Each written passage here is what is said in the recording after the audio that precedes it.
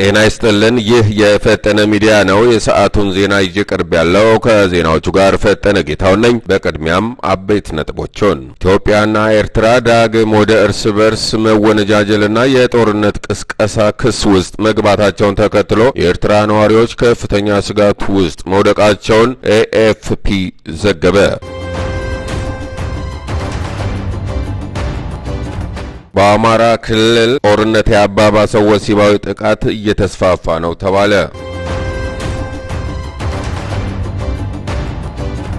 የትግራይ ክልል የንግድ ማህበረሰቡን በክልሉ ባለው ከፍተኛ ኢኮኖሚ ጫና ምክንያት የገቢ ግብር አፈጻጸም እንዲታገድ ፌዴራል መንግስቱን ጠየቀ።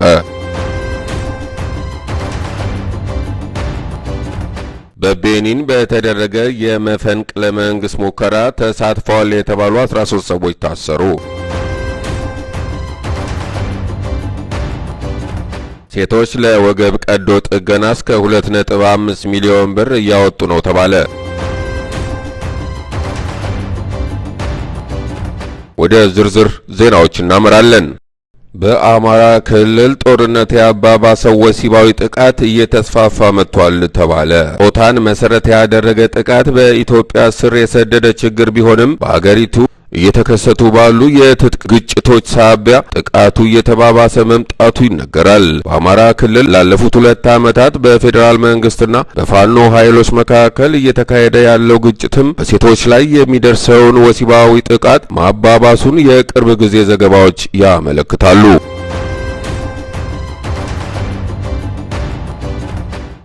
የትግራይ ክልል የንግዱ ማህበረሰብ በክልሉ ባለው ከፍተኛ የኢኮኖሚ ጫና ምክንያት የገቢ ግብር አፈጻጸም እንዲታገድ የፌዴራል መንግስቱን ጠየቀ። የትግራይ ክልል የንግዱ ማህበረሰብ የገቢ ግብር ማሻሻያ አዋጅ ቁጥር 1395/2017 በክልሉ ያለውን ወቅታዊ የኢኮኖሚ ሁኔታ የማያንጸባርቅ ነው በማለት ወዲያውኑ እንዲታገድ ጠይቀዋል።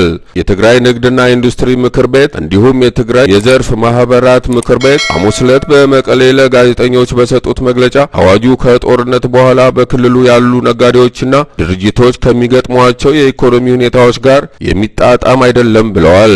የትግራይ ንግድና ኢንዱስትሪ ምክር ቤት የቦርዱ አባል የሆኑት አቶ ቶማስ ዋሲሆንና ምክትል ፕሬዝዳንቱ ጸጋይ ሀድጉ ማሻሻያው የንግድ ድርጅቶችን በጦርነት ወቅት ያጋጠማቸውን ከፍተኛ ኪሳራ፣ የብድር ወለድ መጠን በእጅጉ መጨመሩንና ከፌዴራል በኩል እነዚህ ችግሮች ለመፍታት የሚረዱ ተጨባጭ እርምጃዎች አለመኖራቸውን ከግምት ውስጥ ሳይገባ መጽደቁንና ወደ ተግባር መግባቱን ተናግረዋል።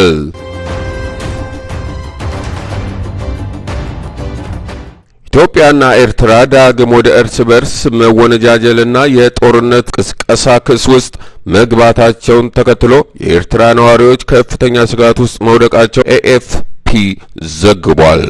በአስመራ ነዋሪ የሆነውና ከዚህ ቀደም በነበሩት የድንበር ግጭቶች እንዲሁም በትግራይ ጦርነት የተሳተፈው ተወልደ ለደህንነቱ ሲባል ስሙ የተቀየረው ሌላ ጦርነት እንዳይነሳ እየጸለየ መሆኑን ተናግረዋል። ጦርነት ከተጀመረ ብዙ ልጆች አባት አልባ ይሆናሉ፣ እናቶች ባሎቻቸውን ለወላጆችም ልጆቻቸውን ያጣሉ ሲል ስጋቱን ገልጸዋል። የጋለ ውጥረትና የጦርነት ዝግጅት ክስ ኢትዮጵያና ኤርትራ ባለፉት ዓመታት በትግራይ ኃይሎች ላይ በጋራ ሲዋጉ የቆዩ ቢሆንም የፕሪቶሪያውን የሰላም ስምምነት ተከትሎ ግንኙነታቸው መሻከሩን ይታወሳል። ኤርትራ ኢትዮጵያ የአሰብን ወደብ ለመውሰድ እያቀደች ነው የሚል ክስ ስታቀርብ የኢትዮጵያ ውጭ ጉዳይ ሚኒስትር ጌዲዮን ጢሞቴዎስ በበኩላቸው የኤርትራ ትንኮሳና ጠባጫሪነት የኢትዮጵያን ትዕግስት እየፈተነ ነው ሲሉ በቅርቡ መናገራቸው ይታወሳል። ኢትዮጵያ ኤርትራ ለግጭት በንቃት እየተዘጋጀች ነው ስትልም ከሳለች። የወጣቶች ሽሽትና የግዳጅ ክትባት በትግራይ ጦርነት ተሳትፎ የነበረውና መሐሪ የተባለ ኤርትራዊ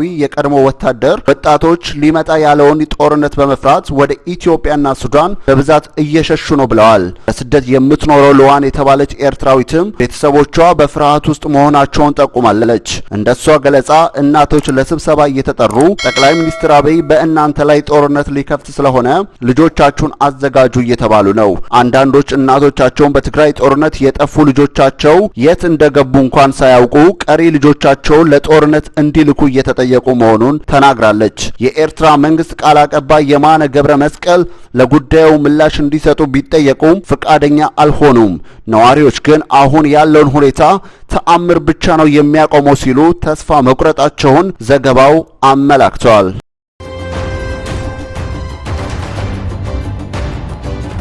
በቤኒን በተደረገ የመፈንቅለ መንግስት ሙከራ ተሳትፈዋል የተባሉ 13 ሰዎች ታሰሩ።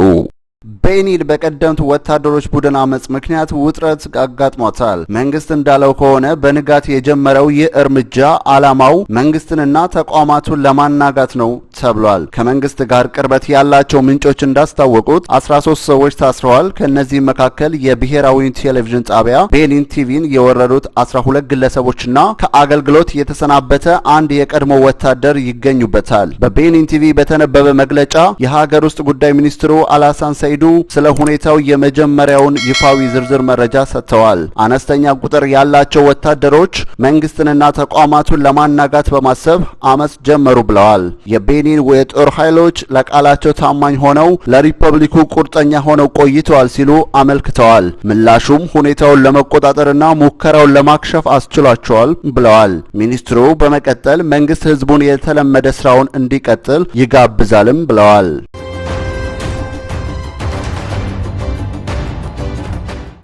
ሴቶች ለወገብ ቀዶ ጥገና እስከ 2.5 ሚሊዮን ብር እያወጡ ነው ተባለ። በዓለም ዙሪያ የሚገኙ በተለይ በአውሮፓ በአሜሪካና በኤሲያ የሚገኙ አንዳንድ ወጣቶች የሚመኙትን ቀጭን ወገብ ለማግኘት ሲሉ የጎን አጥንታቸውን ላይ ቀዶ ጥገና ማድረግ ጀምረዋል። አንዳንዶቹ ዝቅተኛ ተንሳፋፊ የጎን አጥንቶቻቸውን ለማስወገድ ቀዶ ጥገና ሲያደርጉ ተስተውለዋል። እንደ ኒውዮርክ ታይምስ ዘገባ የዚህ አይነቱ ቀዶ ጥገና ዋጋ እስከ 2.5 ሚሊዮን ብር ድረስ ሊደርስ ይችላል ነው የተባለው። በሌላ ዘዴ ሴቶች አጥንቶቻቸው በተፈለገው ኩርባ እንዲገኝ ለወራት ጠባብ ኮርሴት ይለብሳሉም ተብሏል።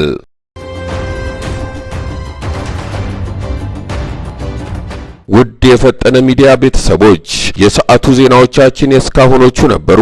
ስላዳመጣችሁን እጅግ አድርገን እናመሰግናለን። የፈጠነ ሚዲያን ሰብስክራይብ፣ ላይክ፣ ሼር በማድረግ ቤተሰብ እንድትሆኑ በአክብሮት እንጠይቃለን። ጤና ይስጥልን።